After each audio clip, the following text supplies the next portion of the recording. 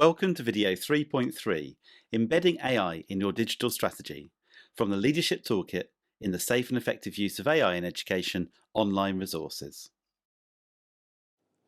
AI should be considered as part of your school's wider digital strategy. Key considerations include vision. Define a clear purpose for using AI to support teaching, learning and operations. Strategic alignment. Link AI use to your school development plan. Infrastructure.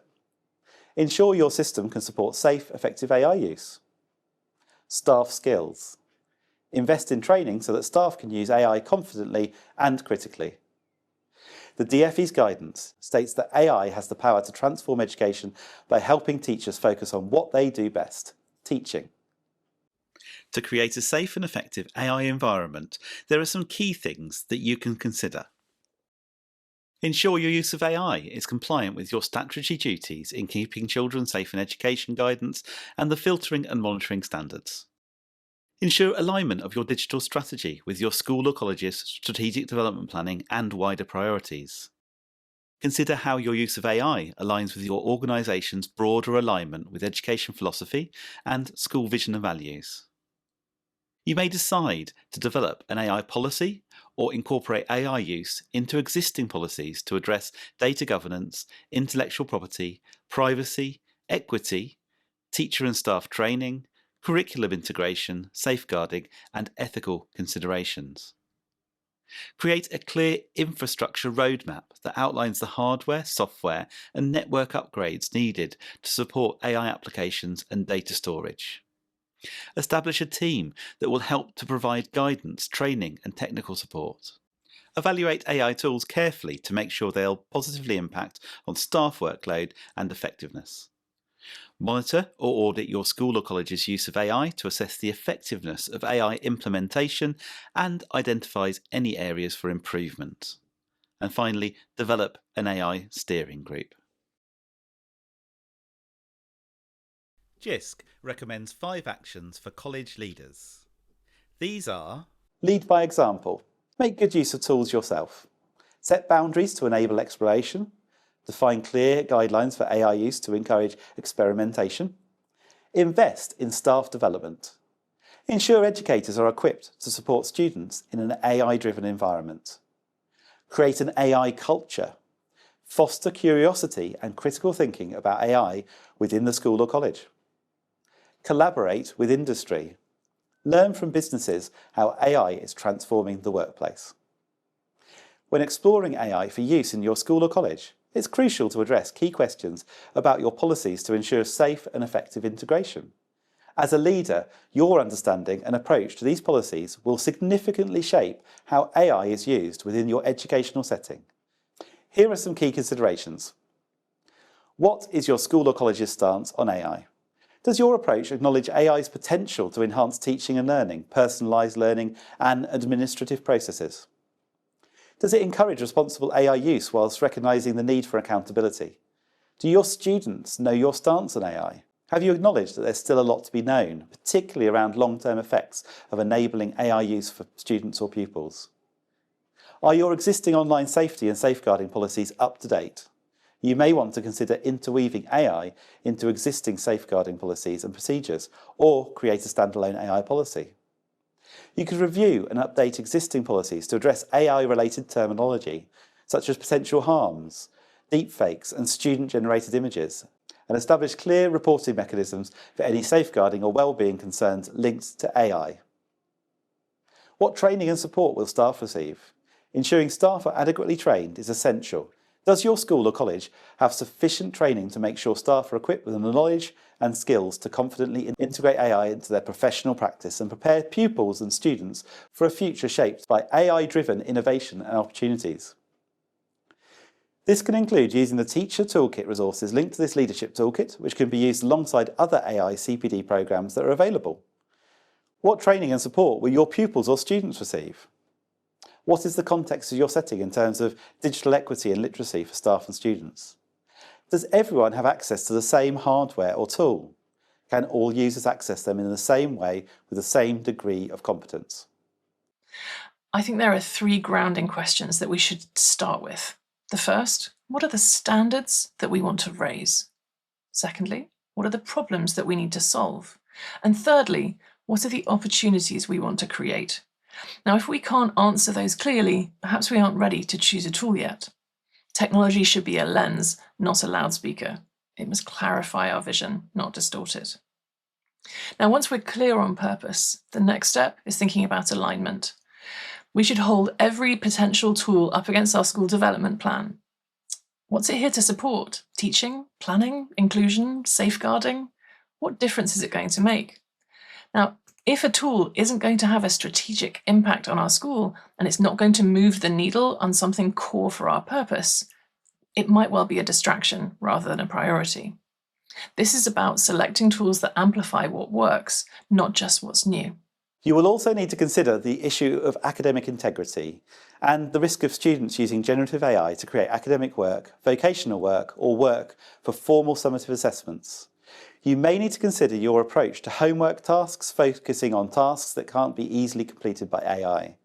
Clear guidance that may sit within your school or college's assessment, behaviour, or other policies will help students to understand expectations clearly. When it comes to formal summative assessments in qualifications, there is guidance from the Joint Council for Qualifications, or JCQ, on AI-generated content. It must be highlighted that many plagiarism detection tools might not be effective, and they must be evaluated for compliance with data protection and intellectual property laws. Remember, to simply upload student work to a free AI detection tool without permission is likely to breach intellectual property rights. With a free tool, there's also the likelihood that the model could learn from the work uploaded. Yeah, so I think what's really interesting is we're at a point where AI is a very big part of the conversation, and we're oftentimes hearing that we're developing policies or guardrails specific to AI. And I think as you think more about these tools, these technology tools, and how they exist and what they intend to be, oftentimes they already fit into a lot of the policies that we've lined up, but we need to account for the technology of it all. So as we think about academic integrity, that's never changed. We've always wanted to look at academic integrity as a pathway for success. Now, AI can bring in some problematic issues, or it can also help extend opportunity in academic growth. And so as long as you've got strong policies that recognize what we're trying to achieve, we can address some of those realities. Your setting will likely wish to develop guidance on whether it's acceptable or appropriate to use generative AI tools. Schools and colleges may also wish to consider how they engage with parents, taking time to clarify the approach to AI and communicate how your school or college is making use of these tools. Parent engagement sessions and the inclusion of some of the risks relating to AI in parent online safety sessions, as well as regular tips in parent newsletters, could help to engage the wider community. As you evaluate your settings guidance to staff and students on AI, focus on clarity, safety, and ethical considerations. By proactively addressing these questions and implementing appropriate measures, you can lead your settings safely towards a future where AI enhances education responsibly and ethically, and where students are prepared with the knowledge and skills to thrive in an increasingly digital world. AI can be considered as part of a wider digital strategy in educational settings in three key ways. So first and foremost, the school educators, leaders need to consider what the school development plan or the school improvement plan priorities are. And because, that should run through everything we actually do. That then should actually link towards the digital strategy. So in terms of the hardware, software, websites, platforms that we use, it should prioritize what the key aspects of the school improvement plan are and think about how you can actually transform, make changes in that regard. And they really should be, you can have administrative changes, for example, can it help in terms of reducing workload, for example. But I think the key priority is looking at how we can actually aid student learning as well. Once you've got those plans in place or that key framework, then you can drill down into how the AI matches with that. I think that if you've got your AI as a standalone, with the best will in the world, it will not be successful because it's not a part of the wider and more strategic considerations. The SDP or SIP is fundamental, and everything should actually tie into that in order for it to be not just successful, but in order to ensure that there is longevity to the strategies that are being deployed from an AI and digital perspective. So I think when we're thinking about why do we want to introduce AI, our first consideration is what are we trying to fix? What are we trying to address? And if our main priorities are recruitment and retention, then we might be looking at AI in the sense of reducing staff workload. If we're thinking about attendance and SMH, we might be thinking about, well, actually, we're looking at technology, including AI, to make the learning space more inclusive, more accessible for our learners. That's going to help support attendance. Maybe if the workload aspect is we're talking not generative, but non-generative AI that's going to better analyse data so that we can have decision-informed, not decision-led data that supports leadership and staff in spotting gaps and interventions. If establishing an AI working group, you should consider including representation from a range of stakeholders. These could include trust or college group leaders, teachers, lecturers, support staff, IT experts, IT leads, or representatives from your managed service provider or tech support company. It can be helpful to include general classroom practitioners with varying levels of digital literacy, as well as governors or trustees in your development, and a link governor for AI or digital technologies could support strategic alignment with wider priorities. It should be remembered that governors will also need support in understanding AI, which could be provided by a specific course for governors or them attending CPD in school. The Teach Toolkit would give a link governor a good understanding of the risks and benefits. Pupil or student voice is also important, and you may consider a range of ways to achieve this, including surveys, interviews, or involving pupil or student digital leaders. Smaller schools may also wish to form a working group with other schools or across a school partnership, trust, or local authority. Developing and sharing guidance and case studies can raise the profile of AI and help teachers and support staff take their initial steps in using AI tools. We trained all the staff across the trust, and again, role-specific training, so it's about what they're doing in their tasks. So again, when I've moved to the central team, my workflows and the types of tasks that I've got have adapted. It's different to things that I was doing when I was teaching. And so things where, one example is we were looking with our HR processes about automating those. It is important that all staff review related school or college policies, attend training and seek advice before using AI. Always make clear that only those systems that you have assessed as safe to use in your setting should be used. You should also consider where AI can support school or college operations. By integrating AI into management information systems, it can give insights that may not otherwise be possible, and these insights could support interventions around behaviour, attendance and progress. Due to the sensitive nature of this data, particular care needs to be taken over the contract in place and the way the tool handles data, bearing in mind the advice within this toolkit on data security. Continuing professional development is an important part of supporting any implementation in your setting.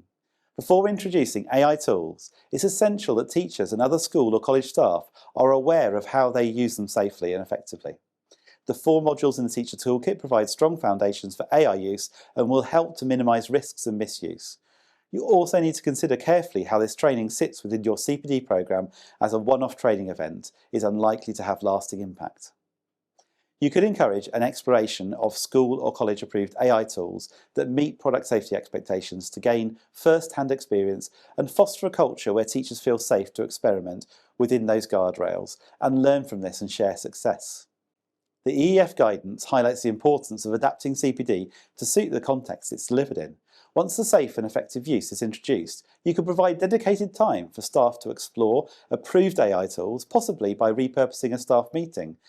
Training on the safe use of these tools is paramount first. As a starting point, the Teacher Toolkit that accompanies this Leadership Toolkit can be downloaded and delivered in your setting by an appropriate person, or teachers can download the PowerPoint workbook and videos and work through them independently. The Teacher Toolkit consists of 4 modules, and it's a resource for all staff. It covers Module 1, Understanding AI in Education, Module 2, Interacting with Generative AI in Education, Module 3, Developing the Safe Use of Generative AI in Education, Module 4, Use Cases of Generative AI in Education. We recommend that all 4 modules are completed by all staff as a foundation to using AI. Once staff have a good foundation of safe and effective use, you can consider how the use of AI could be interwoven into CPD around school priorities. So, for example, a CPD session focusing on formative assessment could include carefully planned ways in which AI can support it, as approved by your setting. You could then include practical sessions on using AI tools safely and critically evaluating AI outputs. Now, even the best tools will fail if staff don't feel confident and comfortable using them. So let's start with small pilots. If we make time for reflection and professional dialogue and we build a culture where staff are supported, then exploring, adapting, and sharing learning becomes normal. Adoption without understanding is just jumping through hoops. And innovation is something that we can't just roll out, we have to grow into. So remember, it's about failing forwards. Let go of worrying about perfection and instead think about participation and progress. Consideration also needs to be given to the career stage of different teachers. For example, for trainee teachers and ECTs, you may want to provide different support, such as focusing on the fundamental safe use and importance of human oversight and checking, and understanding effective planning and resources before using AI. Consideration should be given to those teachers and leaders who are studying MPQs. For example, those taking leadership MPQs may be able to support with implementation planning, whereas those taking the MPQ in SEND may bring new insights to a school or college working group looking at use of AI in SEND provision. We've really focused on staff training throughout our journey. The opening inset day very much was to launch AI, to say, look, we're going to look at it, making it clear to staff at the outset what we felt was safe or not safe use of artificial intelligence. So that was really essential. The public large language models were available, and I think if we didn't have clear guidelines to support staff, it would have been easy for them to think it would be okay to put a class set of data into the open source models without truly understanding that that was training the large language model, that it was available in the public domain. So the first inset was focused on AI safety. How can you use AI safely with our data, the students' personal data, and make sure that what we're doing is ethical. From then, just giving them access to Gemini and the opportunity to play. So we had our partner come in and deliver some staff training. And then sporadically through the year, we've offered drop-in sessions. To sustain the adoption of AI within the schools safely and securely, key messages need to be reiterated over time. Many schools use briefings or school meeting time to have short CPD sessions where teachers can share ideas, and AI could be the focus for some of these. If it's identified that any of the key messages from the teacher toolkit are being forgotten, you could consider showing key videos as reminders about safe and effective use. There are frameworks that can support the adoption of digital technologies and can help to frame thinking about AI models as part of a wider digital strategy. These tools may or may not be appropriate for your context, so it's important to think carefully about adopting a framework. Two of the most common frameworks are outlined below. SAMR.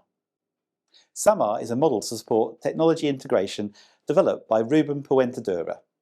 SAMR stands for substitution, augmentation, modification, and redefinition. It could provide a useful framework for leaders when you're considering how AI tools can support teachers in reducing workload, preparing resources, and assisting learners with SEND. At the substitution level, technology simply replaces existing tasks, such as generating lesson plan templates or summarising meeting notes. At the augmentation level, technology enhances these tasks. For example, using AI tools to refine classroom materials, generate differentiated worksheets, or suggest alternative explanations for complex topics. These kinds of uses can save time and help teachers focus on high-impact activities. In the SAMR model, technology plays a more transformative role when it comes to modification and redefinition. In modification, technology could offer new opportunities such as rapidly adapting resources for students while still maintaining human oversight, or an AI-powered speech-to-text tool could be used. At the redefinition stage, technology enables entirely new ways to support both teachers and students, such as AI-powered tools that convert text into multimodal formats for accessibility, for example in the form of a podcast, video, presentation, or narration. Although the SAMR model was developed before generative AI use became widespread, it can be a useful lens through which to consider your use of technology. You don't always need to be aiming for the top of the SAMR model, but it can help you to reflect on how you're using digital technologies, including AI. TPAC. The TPAC model, short for Technological, Pedagogical and Content Knowledge, was developed by Mishra and Kohler in 2006. They created the framework to help educators understand the complex interplay between technology, pedagogy, and subject content when designing effective teaching and learning experiences. For leaders looking to integrate digital tools to support teaching and learning, TPAC provides a valuable structure.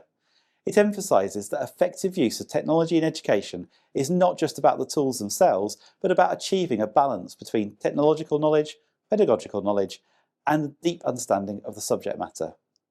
The TPAC model is depicted as a Venn diagram with 3 areas. Content knowledge. This is what's being taught. Pedagogical knowledge. This is how it's being taught. And technological knowledge. The tools that support teaching and learning. Technology use should not be viewed in isolation, but as part of a broader approach where technology enhances rather than dictates classroom practice. Understanding the TPAC framework could help educators and leaders to implement digital tools in a way that supports teachers and improves outcomes for learners. Digital tools and AI must be integrated safely and thoughtfully. For example, AI-powered tools can assist teachers in creating personalised resources for students with SEND or supporting the lesson planning process to reduce workload. However, it's important to note that consideration should be given to your setting's capacity to deal with implementation. By embedding AI tools within the pedagogical knowledge domain, settings could try to ensure that its use enhances rather than disrupts teaching and learning. AI should support evidence-based teaching strategies such as scaffolding and formative assessment rather than leading to over-reliance on automation. A well-rounded digital strategy considers not just what AI can do, but how it fits into the curriculum and supports teachers as they use their professional judgment. Finally, remember AI is a tool to support teachers and cannot replace them. Teachers need professional development to use AI tools effectively, ensuring that it aligns with strong pedagogical practice rather than replacing decision-making. Providing continuous professional development, or CPD, to staff as part of a wider AI and digital strategy, and regularly reviewing the effectiveness of AI tools can help to ensure they align with your setting's operational and strategic goals, as well as a wider digital strategy.